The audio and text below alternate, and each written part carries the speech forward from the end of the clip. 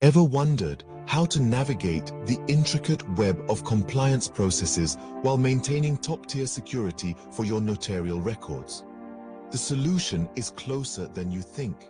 Introducing ComplyChainGuard, or CGG, a platform designed specifically for civil law notaries. CCG merges the complex chain of compliance processes with unrivaled protective measures. It enables you to stride confidently through the multifaceted terrain of regulations while ensuring paramount security for your records, deeds, and transactions. CCG boasts a regulatory compliance engine that keeps you updated with real-time insights tailored to civil law regulations. It effortlessly integrates with legal databases and ensures automated compliance checks for all notarial deeds and transactions. But that's not all. CCG also features advanced encryption to safeguard your notarial records.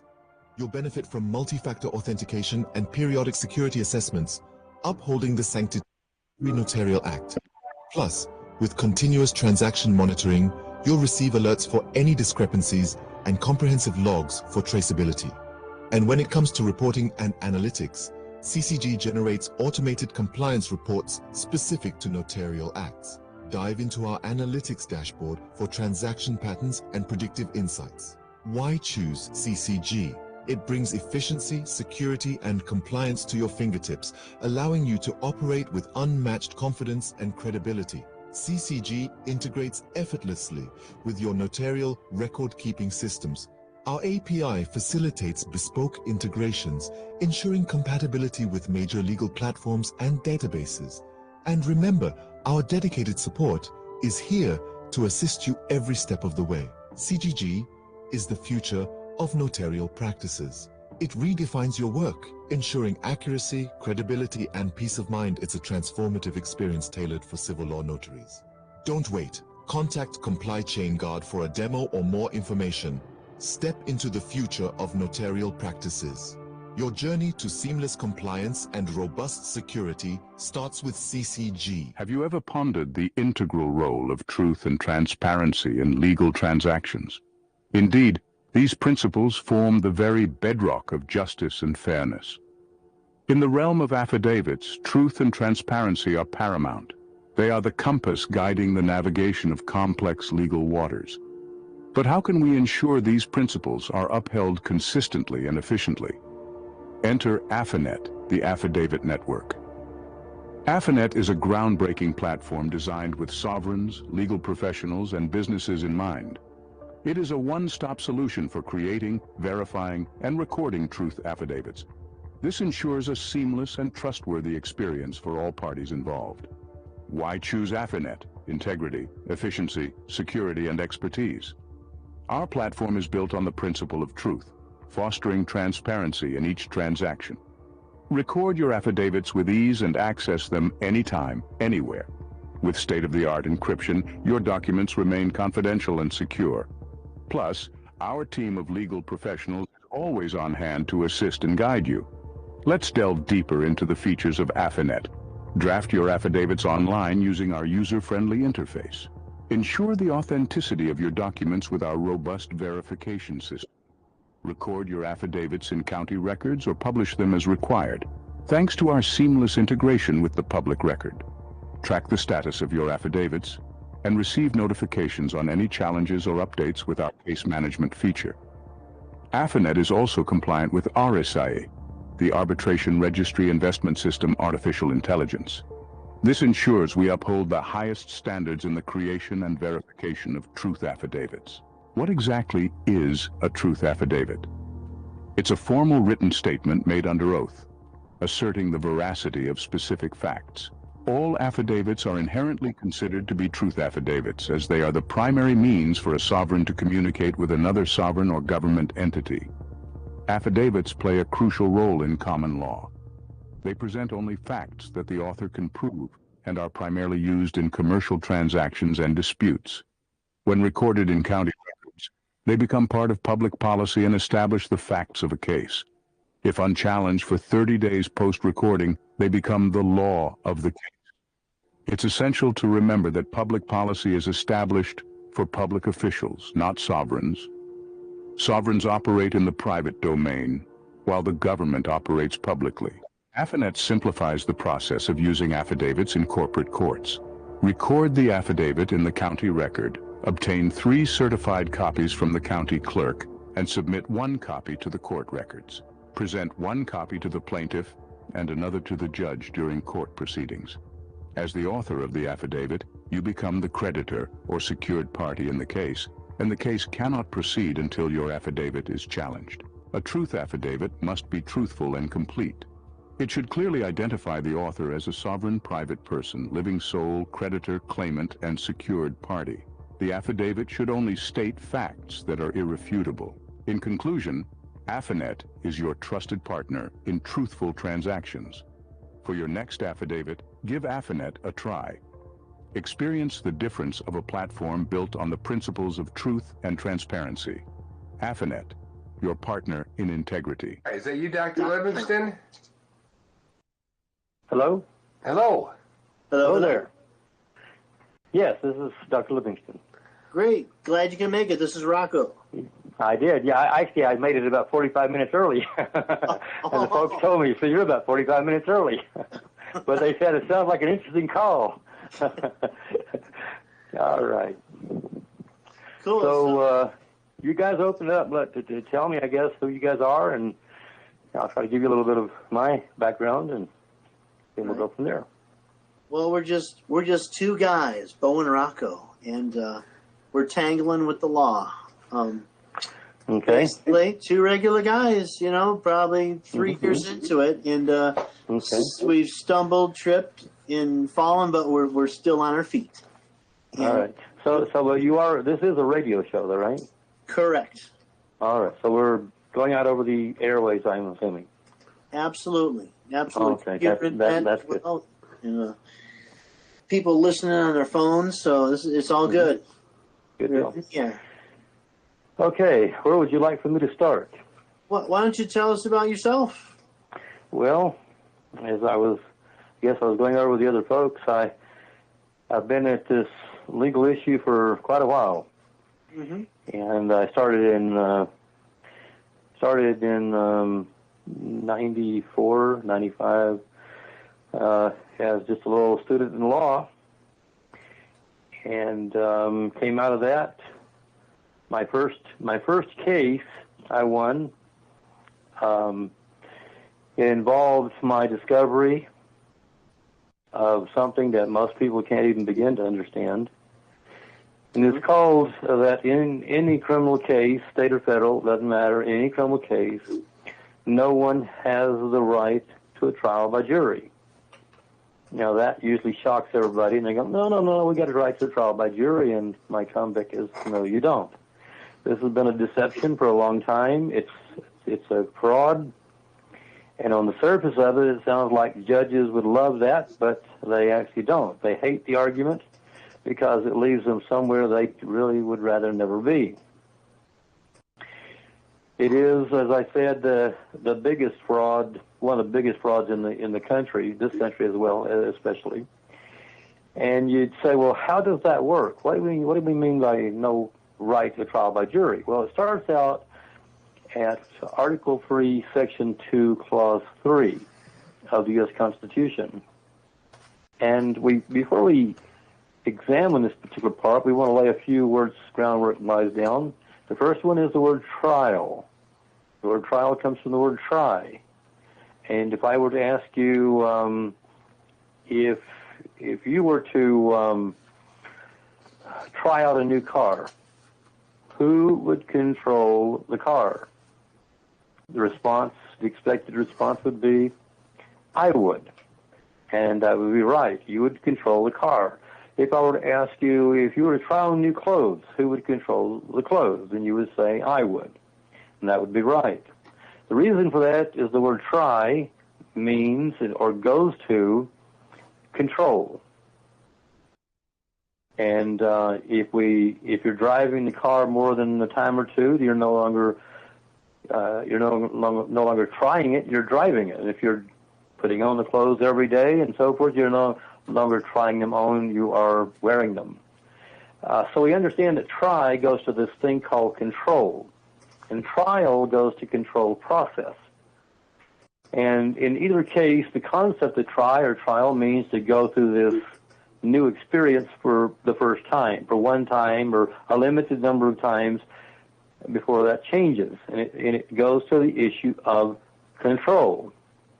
Now, the word shall goes to, we find the word shall in the 1785 Samuel Johnson Dictionary, the American Dictionary, and it goes to the word, or the actual goes to the Saxon rendering of I owe or I ought.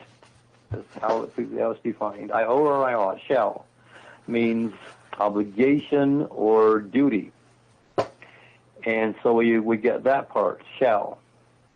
The word all in any of the dictionaries is just really how it sounds. All means everything and nothing excluded and so forth. We go to Article 3, Section 2, Clause 3, and there we find a little phrase we'll call a parenthetical phrase. It's offset by commas, but it's called parenthetical. Okay, now, it says, except in cases of impeachment. Well, people don't go into court to be impeached, not as a rule. That's usually something for legislatures to try certain kinds of officials. So what we want to do is say that term, except in cases of impeachment, doesn't apply to the ordinary case, and so we're going to exclude it, or we're going to kind of jump over it, okay, where it's at, and read straight through. That would render this whole thing, this Article 3, Section 2, Clause 3, as the trial, control process, right? The trial of all crimes shall be by jury. Now, what did I do there? I've read straight across, and now we get this picture. The trial of all crimes shall be by jury. Wait a minute here. I've got a different copy of the Constitution. Let me see if mine matches yours. You've probably got one. So the trial of some crimes, excuse me, let me go back up there. The hearing of some crimes may be by jury under the direction and supervision of a judge. Now, does anybody read that anywhere? No, what version you got? I have the trial of all crimes except in cases of impeachment shall be by jury, and such trial shall be held in the state okay, so you don't have that version I just made up. Not in front of me, anyways. so you don't have the version I just made up, right? No. Right. All right. Okay. Well, I did this for a reason. You know, I said under the direction and supervision of a judge, and that's not there, is it? Good. And so the question is, how is the judge getting into the trial if the word trial means control process? The jury is supposed to control it, so how does the judge get into it? Well, for that, we're going to go to the Sixth Amendment. This is where it's coming from, the Sixth Amendment. In all criminal prosecutions, comma, the accused shall enjoy the right to a speedy and public trial, comma, by an impartial jury. Now, in principles of law, whenever we hold two similar laws with language and so forth, we hold them together. We do that in order to get a good picture of what the final rendering of the law or the discerning of the law is. We hold the two laws together. In this case, in all criminal prosecutions, that holds tight to the trial of all crimes, right? In fact, two things here. First of all, this is known as in para materia, I-N space P-A-R-A space M-A-T-E-R-I-A, in para materia.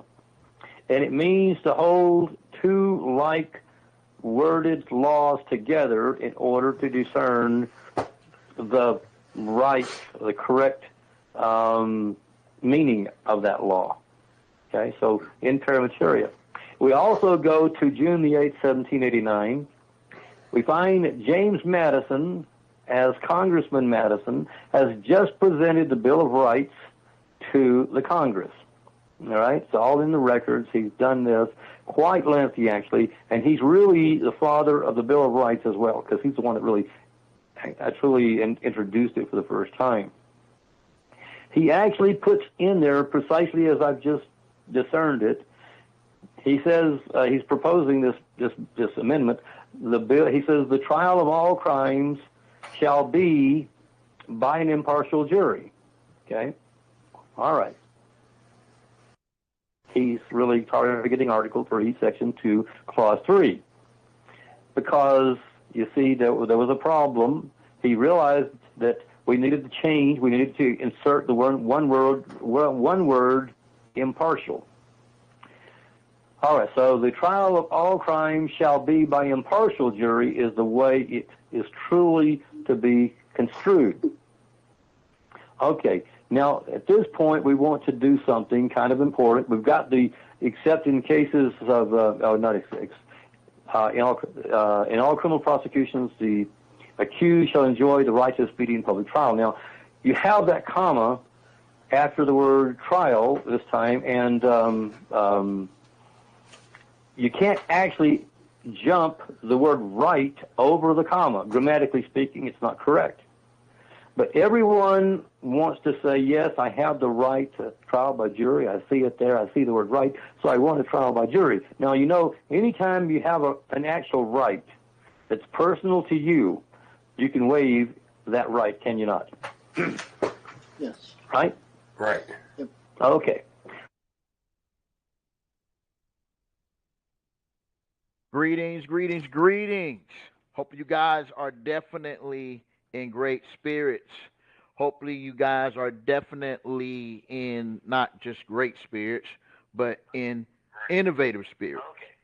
It would be imperative that everyone who has been invited to this particular broadcast and or podcast has a general idea of the subject matter that's being discussed. For new people that are coming, you want to learn how to earn a $35K per month. This is a former judge that sat on the bench for over 10, 15 years who just gave you one of the reasons why we're able to earn up to $35K per month. The general perception of the court system is not exactly what most people think. So we will start the number one reason why using SecureBankBox can yield you minimally $35K per month is because of what Judge Dale, Dr. Dale, has just revealed. Let's start with the fact that most individuals that participate in court proceedings have a perception that judges are the ones that's running the show, and you have a right to a trial, a right to a trial by a judge. Like, you don't think about court without thinking that there's a judge in the room. This is the blessing, this is the curse.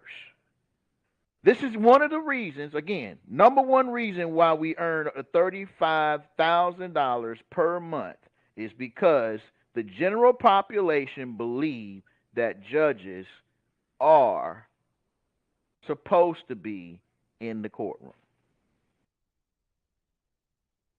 If you're loving what you hear, tell a friend, share it, because again, I'm here to give you fact. Now, I'm speaking as a civil law notary. I'm speaking as a notarial officer. I'm speaking as a compliance officer. I'm speaking as a forensic accountant. I am speaking as an expert when it comes to current expected credit loss provisions, deaggregation of income statement expenses, hedging accounting.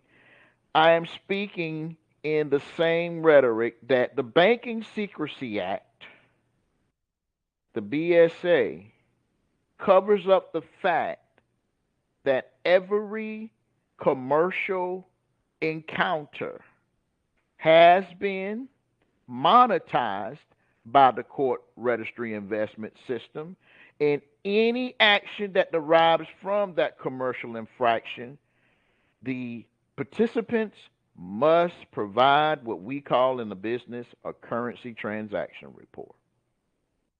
Any conveyance that is in circulation, excluding, there's over we'll say 7 different institutions that don't have to do CTRs. So unless you're one of these 7 types of institutions, anytime you do a debit card swipe, credit card swipe, draw money out of an ATM, use Cash App, etc., whatever you're doing, if you don't have a CTR in place, then that transaction is to be considered suspicious. And it's because of the number one reason why we earn a 35K is that most people believe that judges are part of the furniture. Oh, by the way, I am a notarial law expert also, so I'm speaking from that perspective. And again, if you are a notary but have no clue on notarial law, keep listening because you're just going to learn something. Let's not take my word for it. Let's just go to law, case law. Let's go to legal references. Let's go to the actual information that they already know. Okay, let's stop this share so I can now bring you up to speed on what I'm talking about.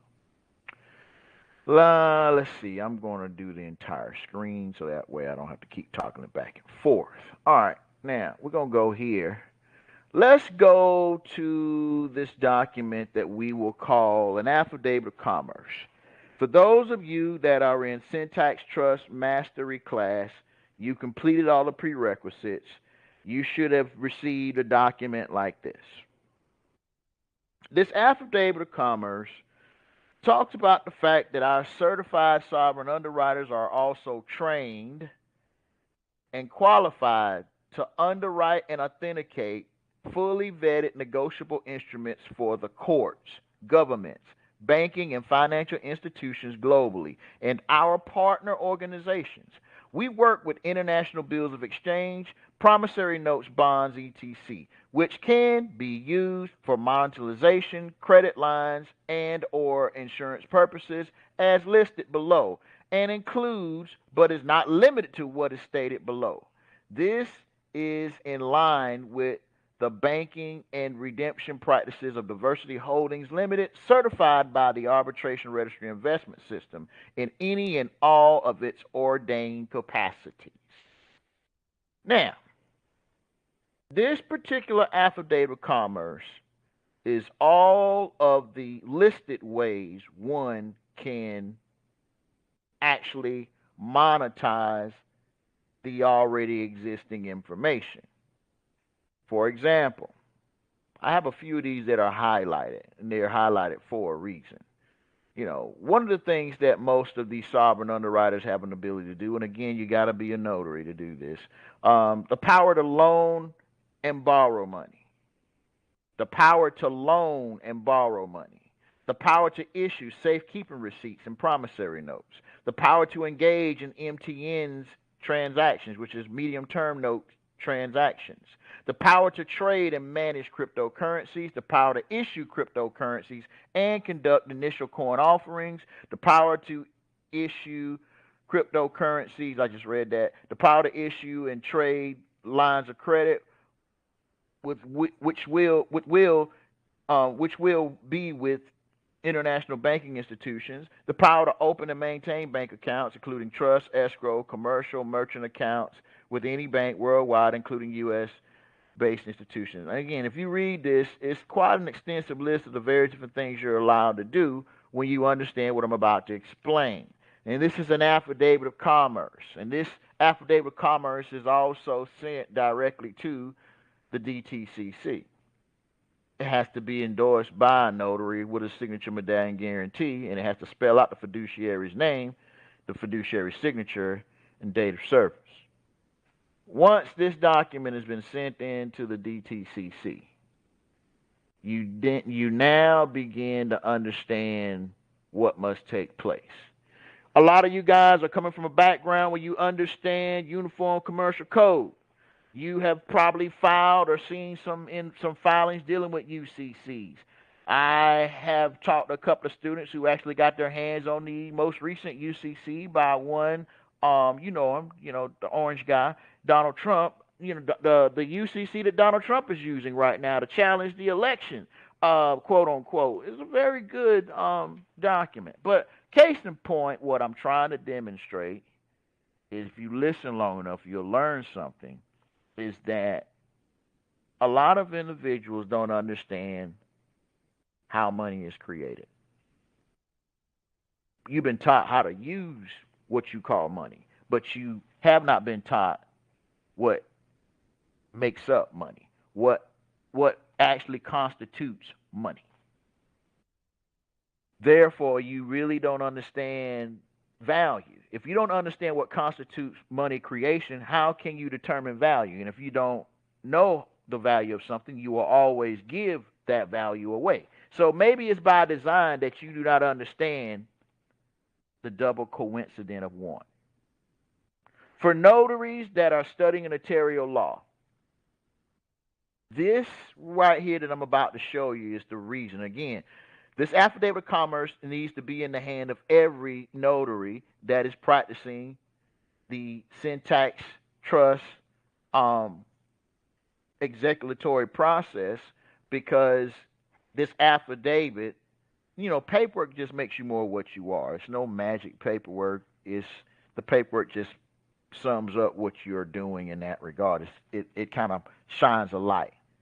It's the man behind the paperwork that making this thing shine, not the paper itself. So don't get caught up in theatrics.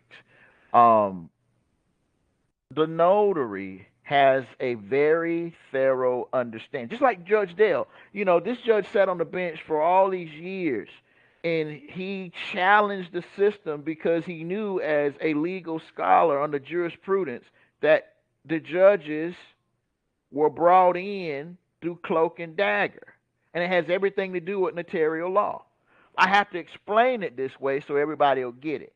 So again, certified Southern underwriters are standing in an affidavit of commerce. So this is the second reason why you're able to earn up to $35K per month, because each one of these services by itself, if you exercise the power to loan and borrow money, you can earn $35,000 per month.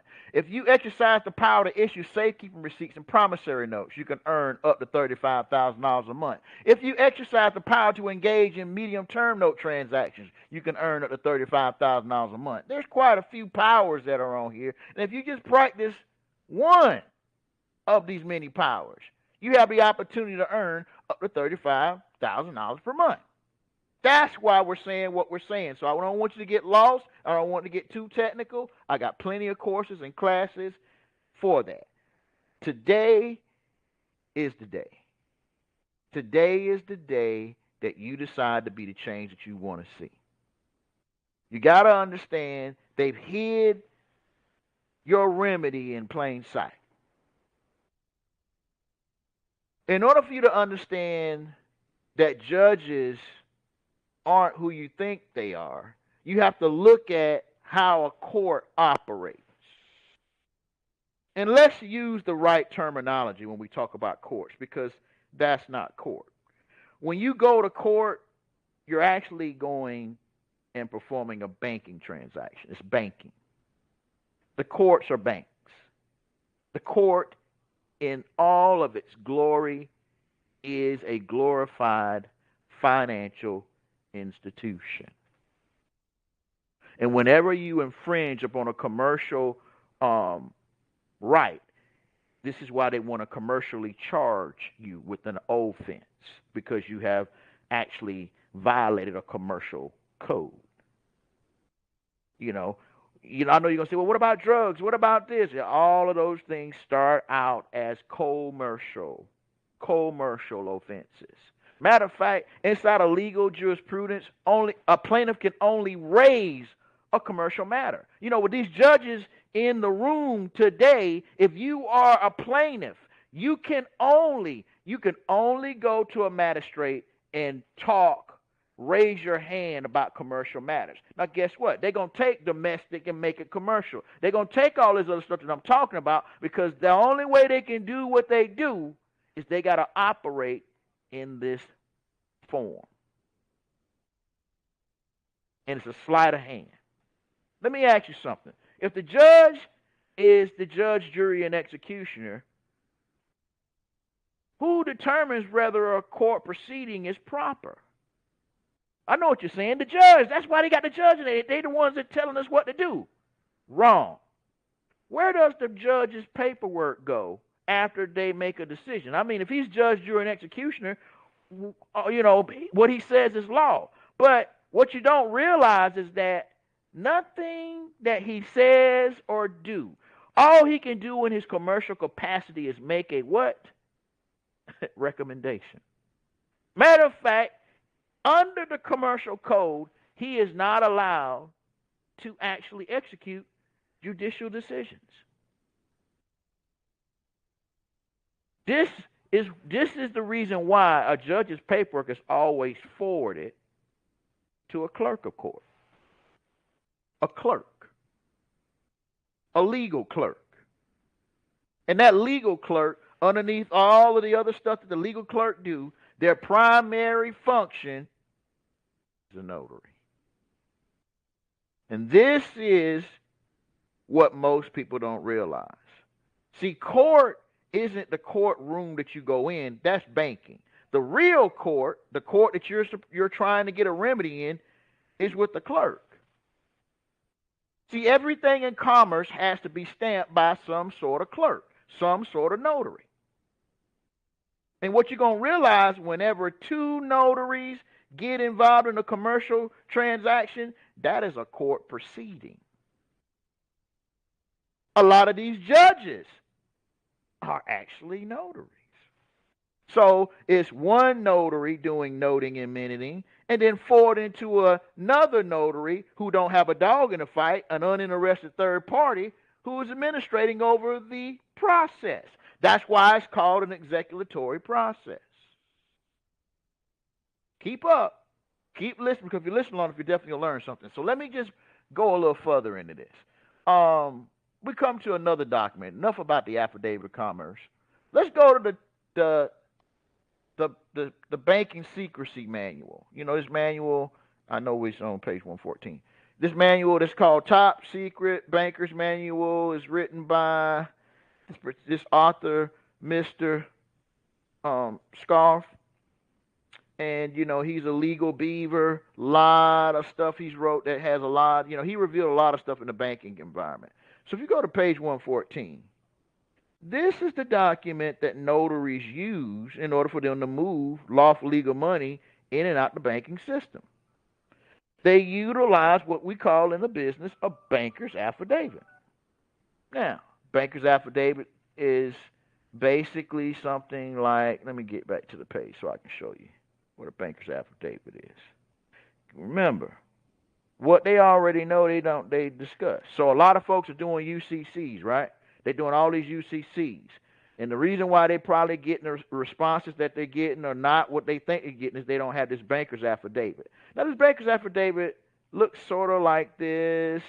It has something like the undersigned affiant being duly sworn on oath, deposes and says that he or she is an officer of XYZ Bank that claims to hold a promissory note of I've been robbed in the original principal amount.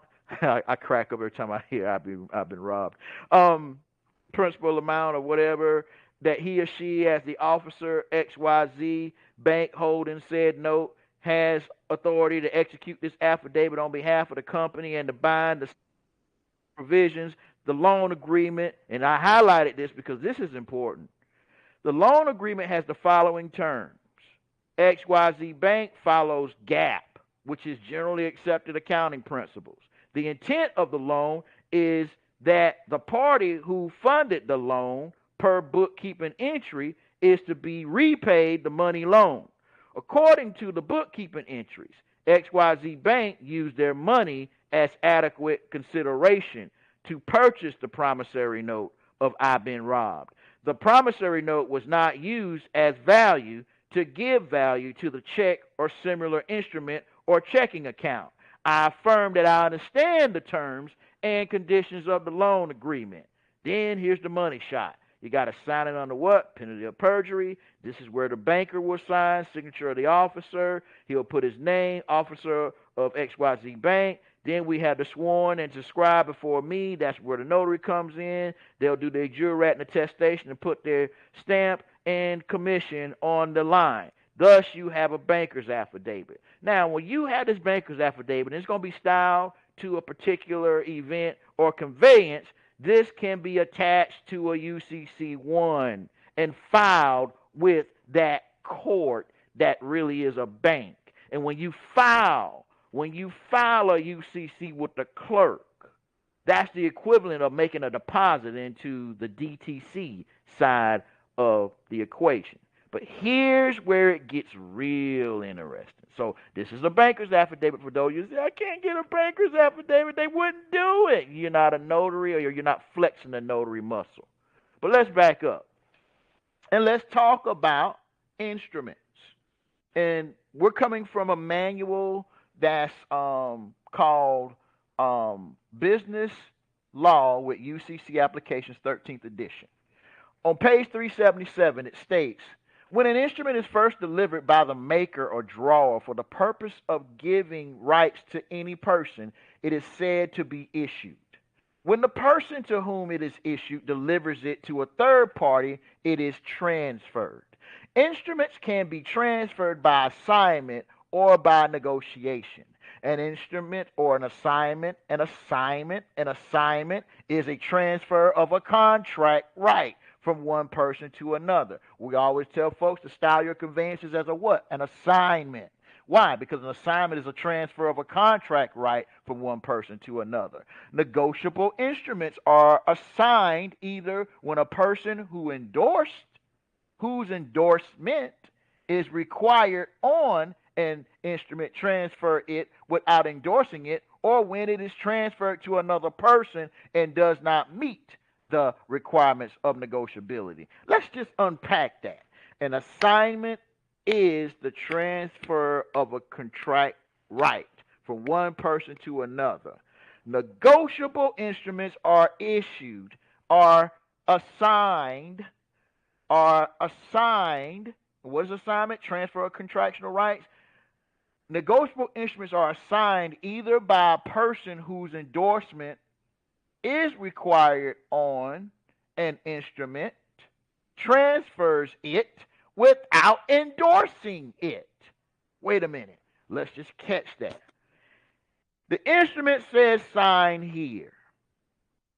You present the instrument without endorsing it. That constitutes assignment. Now, let's keep listening. Or when it is transferred to another person and it does not meet the requirement of negotiability. So, an assignment happens out of default when it is passed to one person without an endorsement on it.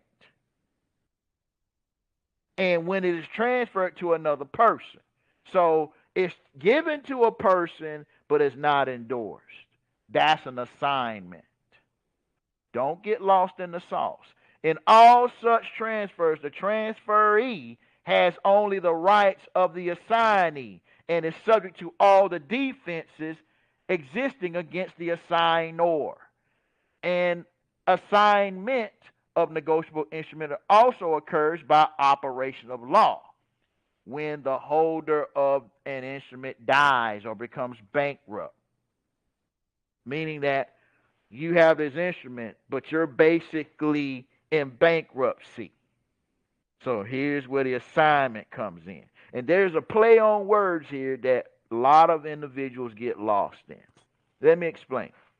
Most individuals that deal in negotiable instruments do not understand UCC 3-104C, they do not understand 3-109B, and they do not understand UCC 3109A or UCC 3113.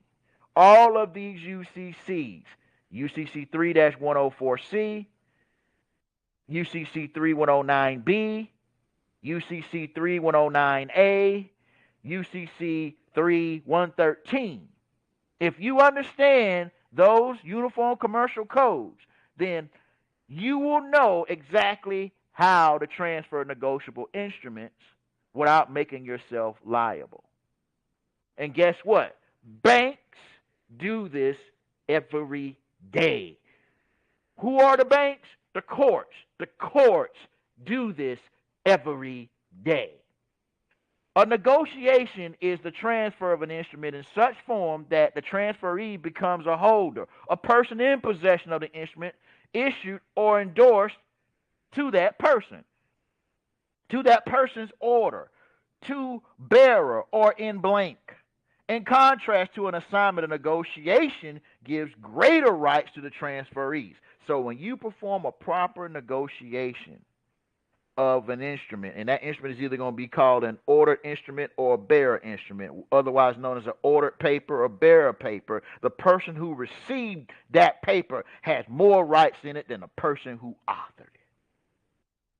See, the concept of negotiability is one of the most important features of negotiable instruments.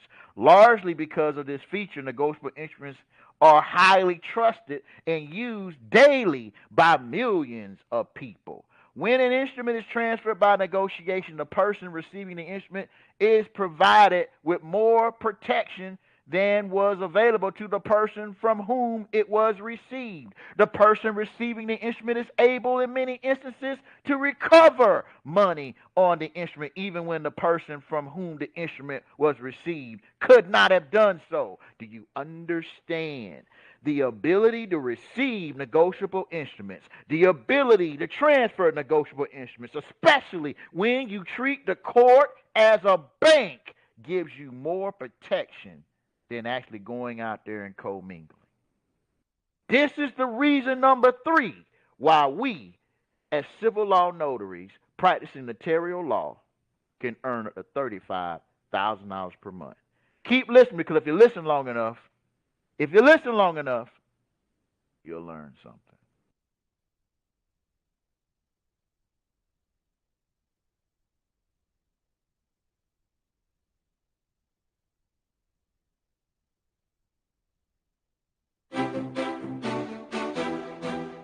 In today's financial landscape, businesses seek innovative solutions to optimize treasury management. Zero balance accounts, or ZBAs, streamline cash management, minimize idle funds, and enhance financial control. SecureBankBox recognizes the potential of ZBAs in modern treasury management. This guide explores implementing ZBAs using blockchain technology, providing a roadmap for SecureBankBox customers. Discover how SecureBankBox is shaping the future of financial management with ZBAs powered by blockchain technology. Zero balance accounts, or ZBAs, represent a paradigm shift in treasury management. Unlike traditional accounts, ZBAs maintain a zero balance by transferring funds from a master account.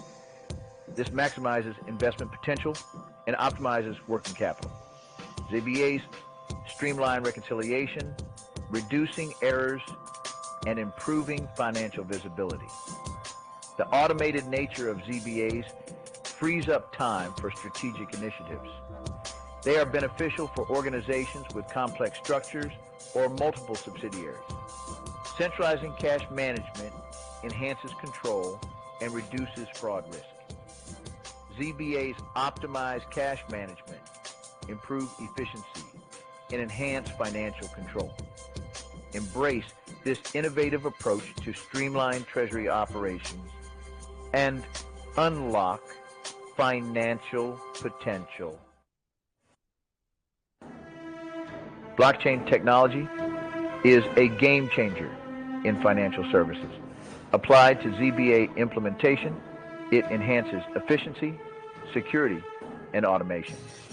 Smart contracts automate funds transfer and reconciliation, reducing errors.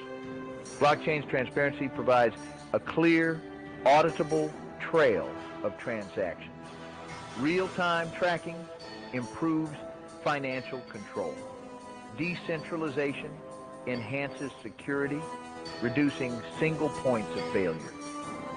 This is crucial in today's digital landscape with increasing cyber threats. RSI integrates with blockchain-based ZBA solutions, streamlining reconciliation and automating treasury processes. RSI's algorithms and machine learning capabilities reduce manual effort and errors.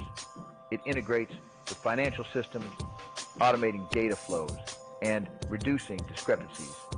Real-time reporting and analytics provide valuable cash flow insights. RSI's dashboards and reports help manage financial performance and cash position. This integration enhances efficiency, accuracy, and security in treasury management. Cash concentration and control, CCG. Systems optimize cash flow management. Integrated with blockchain-based ZBAs, they provide enhanced visibility and control. CCG systems consolidate funds into a central master account. This improves cash forecasting, reduces idle funds, and minimizes borrowing. Automation eliminates manual processes and reduces errors. Blockchain integration enhances security and transparency. Real-time reconciliation and reporting streamline processes. This visibility empowers data-driven decisions and liquidity optimization. Improve financial performance with blockchain-based ZBAs and CCG systems. Implementing a blockchain-based ZBA solution requires careful planning. Needs assessment. Assess treasury management needs and pain points. Determine implementation scope, considering accounts, subsidiaries, and transaction volumes. Develop a project plan with milestones, timelines, and resources. Technology selection. Choose a suitable blockchain platform and ZBA solution. Consider scalability, security, integration, and vendor support. System integration. Integrate the blockchain platform with existing financial systems. Ensure seamless data flow and maintain data integrity. Smart contract development. Automate ZBA processes with smart contracts. Collaborate with blockchain developers for secure and efficient contracts. Testing and deployment. Test the system for functionality, security, and compliance. Deploy the ZBA solution in phases, starting with a pilot group. Compliance with financial regulations and data privacy laws is crucial. Know your regulator. Identify relevant regulatory bodies and regulations. Engage legal counsel for compliance with laws and guidelines. Stay informed about regulatory updates. Data privacy. Ensure compliance with data protection regulations. Implement data anonymization or encryption techniques.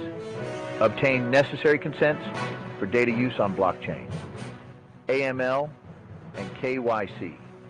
Implement robust procedures to prevent financial crimes. Verify identities with blockchain-based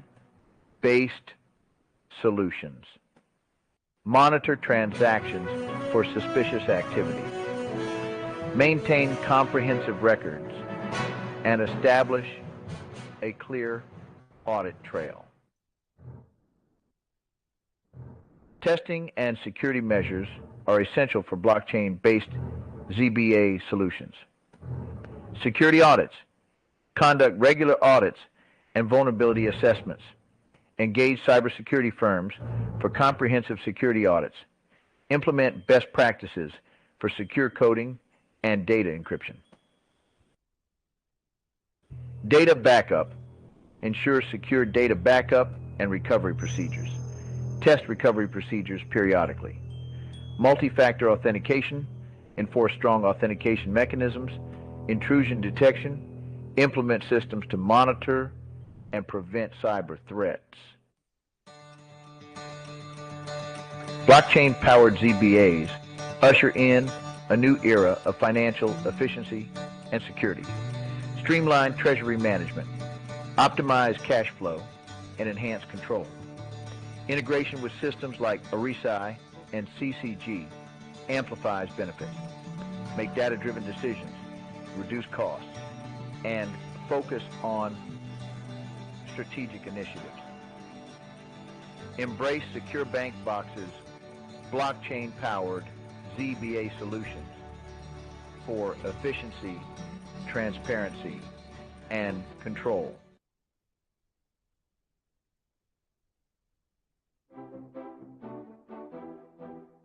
The intersection of technology with finance and legal frameworks through LEIs, APIs, and DeFi is not just an enhancement, it's a revolution. RSI, CCG, and AFINet are at the forefront of this revolution, offering tools that not only promise but deliver transformation in the realm of commercial solutions. This guide dives deep into how businesses can tap into these technologies to catapult their operational capabilities into a new era of efficiency and transparency. RSI, the arbitration registry investment system artificial intelligence, is changing the game in how disputes and investments are managed through AI integration. CCG, or Comply Chain Guard, safeguards supply chains with unmatched compliance capabilities. Lastly, AFINet ensures that every transaction is underpinned by unshakable trust and authenticity. Together, these platforms form a triad of innovation that is indispensable for modern enterprises looking to thrive. The journey begins with obtaining an LEI, a unique identifier that is as crucial to a business in the financial world as a passport is to a traveler. The integration process involves registering with regulatory authorities, a task streamlined by leveraging the capabilities of RSI, CCG, and AFINet. These platforms do not just simplify the process, but embed a layer of verification and authenticity that is critical in today's digital age. APIs act as the conduits through which data flows effortlessly between systems. In the context of RSA, CCG, and AFINet, APIs are the backbone that supports real-time data exchange and integration, facilitating a seamless interplay of information across diverse platforms. The secure, robust API frameworks provided by these platforms ensure that integration is not only smooth, but also secure. DeFi, a byproduct of blockchain technology, is redefining financial transactions with its decentralized approach. When integrated with RSI, CCG, and AFINet, DeFi can transform conventional financial operations into transparent, efficient systems where transactions are executed with smart contracts, eliminating the need for intermediaries and reducing overheads. From a global supply chain management company to a financial institution, the application of LEIs, APIs, and DeFi has proven to be transformative. These case studies not only illustrate the practical applications of these integrations, but also highlight the profound impact they can have on operational efficiency, compliance, and customer satisfaction. Implementing these technologies follows a structured path from assessing needs to deploying integrated systems. Each step, from selecting the right technology to continuous improvement post-implementation, is crucial. This section provides a blueprint for businesses ready to embark on this integration journey. As we encapsulate the insights from this guide, one thing is clear.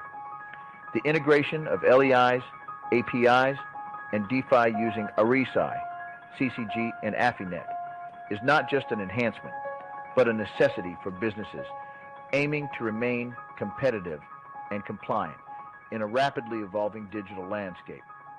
The future is here, and it's integrated.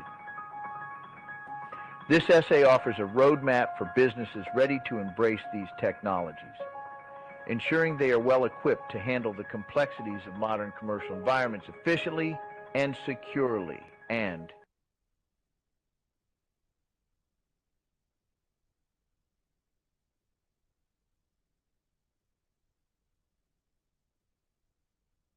all right. I hope you guys are definitely ready. Now, a lot of folks are trying to figure out exactly how do we get to the 35K. Now, again, this is like I got a lot of new people here, so I'm going to just cut straight through the chase. It's not as hard as you think, because if you understand this asymmetric information and you understand diversified cash accounts, you understand private reserve accounts, meaning you're already a member of MWR and you're already practicing the first step, which is to convert all of your revenue sources to its bare essential. If you know how to do that, you're doing that first step, then basically you can create an environment where you have $420,000 of expenses. And if you're able to create that, that breaks out into $35,000 a month. Now, mathematically, that's easily done with just the information that you already have. You got a lot of leftover capital or credits, however you want to call it, that you're not using, that everyone else in the system is using. And because they're using it and you're not, they get to put on their books that 420K gross, which breaks out to $35,000 a month. I'll give you an easy one. How many of you guys have bank accounts? If you have a bank account that's FDIC insured, you're under the impression that the money that you put inside of that account is what's funding the account. In all actuality, the money that you put inside the bank, you actually made a loan to the bank. That's right. If you made a deposit inside of the FDIC insured bank, you made a loan. You issued a loan to the bank. Now let me ask you this. When you made that loan to the bank, did you receive that money back with interest?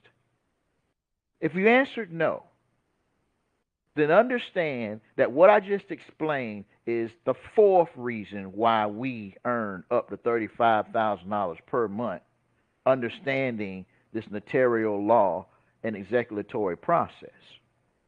And when you learn it, you're able to duplicate it with other scenarios for other people. Let me give you another example. Everyone that is in entrepreneurship has a business, and that business requires leads, marketing.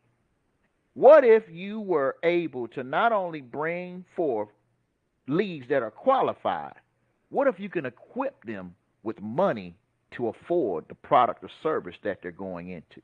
What if every lead that you touched, you were able to embark some of this stuff that we're talking about? This is what we do here under SecureBankBox.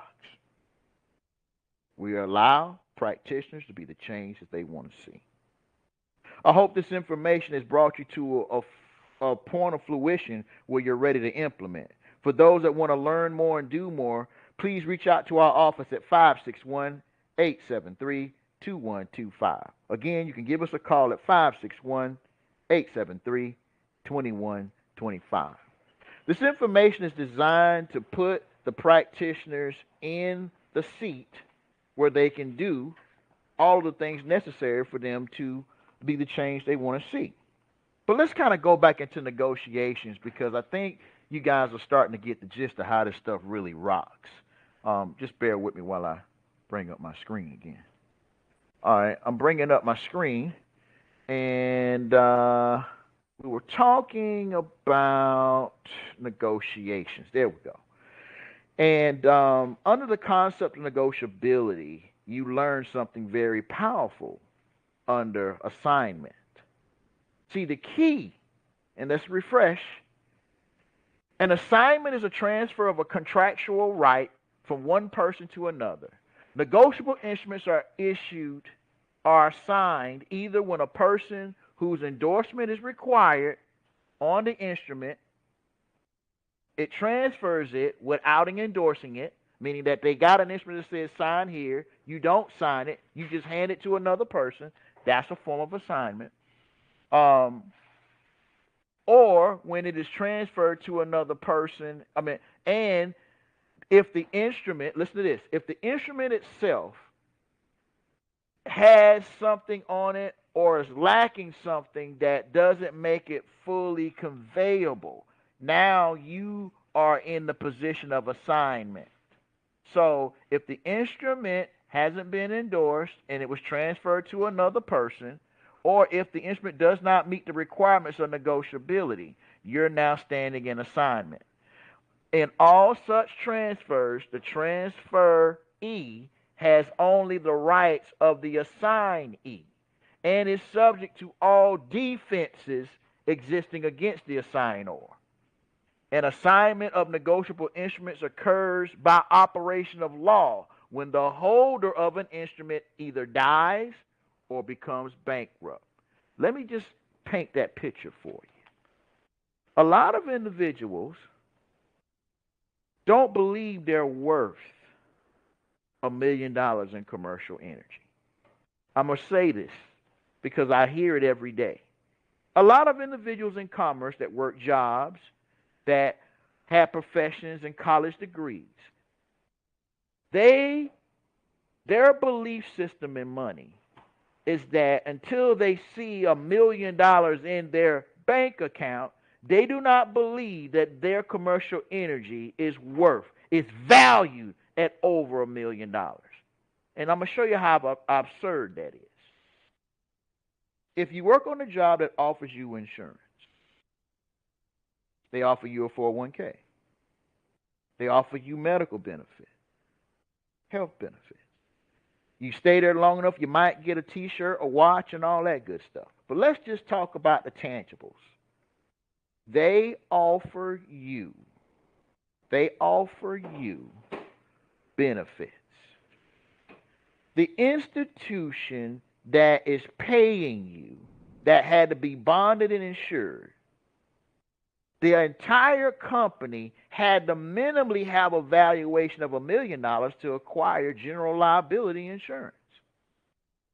What the fuck you mean, pardon my French, that you only get paid $60K when your job creates millions of dollars a week in revenue for this company?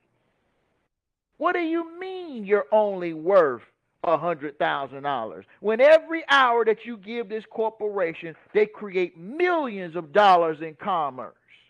How absurd. But guess what?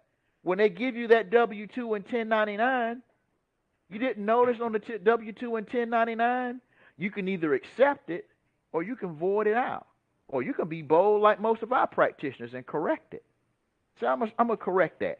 Yeah, you pay me 60 grand on $1 million job. You owe me some more money. See, this is what I mean by being absurd. Our concept of money is based upon what somebody else, somewhere else, tells us what value is. And remember, if you don't know the value of something, you will always give it away. Your time is valuable. You can't get it back. So no matter how much they give you an hour, it wasn't quid pro quo. So the concept of negotiability can even recoup unearned revenue. Because yes, if the corporation had to acquire $1 million of insurance just to pay me this measly $100 an hour, oh, that's right, most of you guys don't make $100 an hour. I'm sorry, let me dumb it down. A lot of you guys that work jobs getting paid $20 an hour, $30 an hour, whatever, the real rate based on inflation, the average high school, college graduate, in order for you to keep your same standard of being broke, your wages should be in excess of $82 an hour.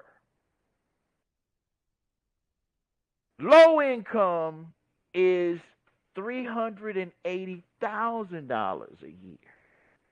If you're an entrepreneur, we're saying you got to at least come on the board with $420K, which brings us back to the $35,000 a month. See, it's not hard to arrive at the numbers when you understand the value of where the numbers come from. So again, understanding negotiable instruments, understanding this executory process, understanding UCC 3-104C, UCC 3-109B, UCC 109, UCC 3-109A, and also UCC 113 gives you all of the juice that you need to be the change that you want to see. Now, I've been talking for a while, and I've been showing you some stuff for a while. And a lot of folks are saying, man, this sounds great. I'm ready to get started.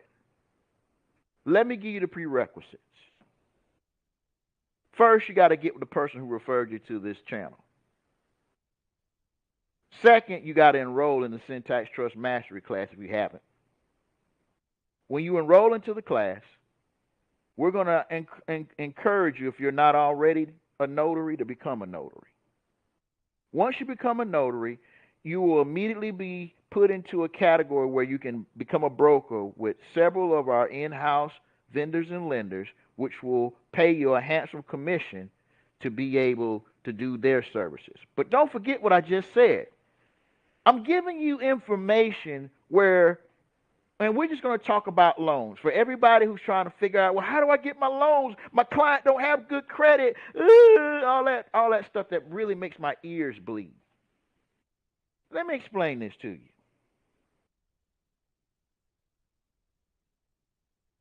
If you are a notary and your client who has credit or don't have credit isn't a notary, step number one, encourage your client who isn't a notary to become one. Oh, that's simple. Mr. Bay, is that simple? Keep listening because you're going to learn something. Now, watch this. I'm about to show you what most people don't know about the power of being a notary. And it's going to be right over here. Okay. And this is coming from a manual that's called, let me bring it up. Yes, the Manual for Use of Notary Publics and Bankers. Like, this is the secret sauce behind why we are stressing the power of the notary. Here's what people don't know about being a notary. We'll read right here. It says the legal powers of notaries during the Middle Ages and their conditions as a distinctive class of officers are distinctively seen in Italian cities. They acted either by authority of the emperor or that of the pope, and were engaged for drawing all various legal documents, and especially last wills and testaments, which were received in all courts of law as full proof. They were formed into a guild called a collegium. That's where we get the word college. And had their own prefixes that were called counselors. A candidate, meaning someone who wanted to become a notary for admission into this college, had to undergo an examination in minute and strict rules for drawing up instruments. Mr. Bay, Notaries can draw up instruments, rules for drawing up instruments, and their attestations were prescribed. The study of notarial functions were reduced. See, the power of notary was so great, they had to reduce the rules. So the functions of the notaries were reduced to rules. Now there are rules in commerce. Like these rules I just talked about, these are all notarial functions. They were reduced to rules, and notarial schools were established in many cities. So now when they reduce the notarial practice to rules, these schools, like when I work with Primerica, Primerica has its own university called PFS University. And if you were a licensed agent, you went to that university for all of your information. They educated their reps and agents on these rules. Watch this. Notaries came to be regarded at the early period as a kind of judge. This is why the judges aren't supposed to be in the courtroom, and that's why the real judges aren't in the courtroom. They're at the clerk of court's office. That's where all of the actual magistrate paperwork go. Do you understand what I'm talking about? And here's the money shot. Notaries came to be regarded at the early period as a kind of judge, and the practice grew up among them in inserting in bonds and other documents of indebtedness a power for a creditor of taking out execution by application to the court, aka bank, in case of non-fulfillment of the contract, which laid the foundation for the so-called executory process, which prevails still in civil law countries. Let me ask you this. Here in the United States, is this a civil law country? And before you say no, let me ask you this. If you live in the Americas or the United States of America, and if you believe this is not a civil law country, what language are you speaking? I hope this information has opened your eyes. I hope this information has put you in the right frame of mind. I hope this information will guide you into becoming, if you have not already done so, and joining us in the Syntax Trust Mastery course and class. Again, I hope you guys have learned something. I hope this information has inspired you to want to learn more. Get with the individual who brought you to this particular course. Remember, if you listen long enough, you'll learn something. Peace and love, family. Peace and love.